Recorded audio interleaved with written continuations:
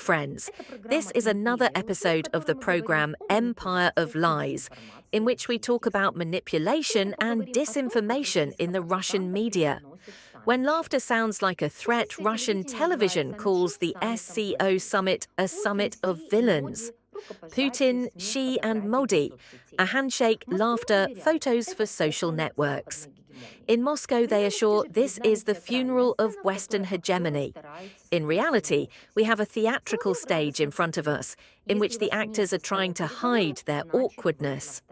Europe on the table, Soloviev happily quotes, "If you are not at the negotiating table, then you are on the table." The logic is simple and monstrous. The world is divided into masters and prey. This is how propaganda paints Europe, eternally humiliated, helpless. The viewer is invited to rejoice in someone else's humiliation, because this is the only way to justify your own failures. Old songs about a coup again and again, a coup in Kyiv, NATO at the borders. This hackneyed refrain works not as an argument, but as hypnosis. Europe has heard it for a decade, but the more persistently it is repeated, the clearer it becomes.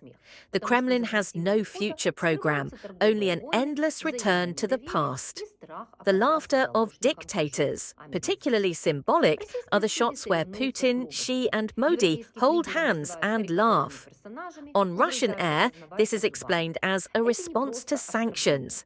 In fact, it is nervous laughter, because behind the beautiful photos are hidden trade wars, mutual distrust, and the fear of becoming hostage to someone else's ambitions. The language of haters, politics.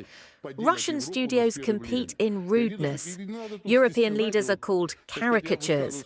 They are threatened to recognize by their teeth. These are not just insults. This is training the audience to think that destruction is acceptable.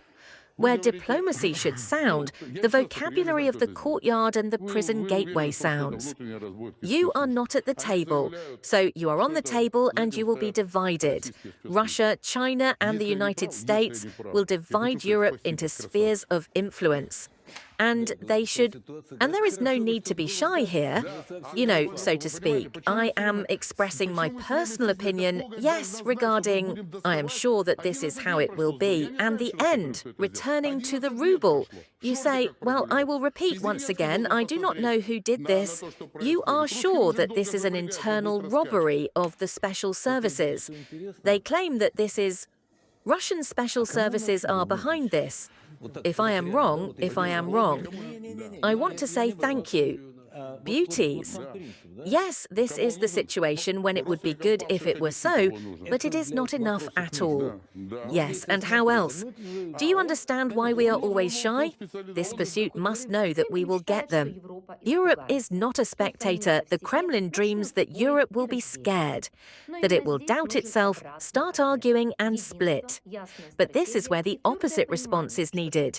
Unity, a clear strategy, and a firm understanding that blackmail is not negotiations.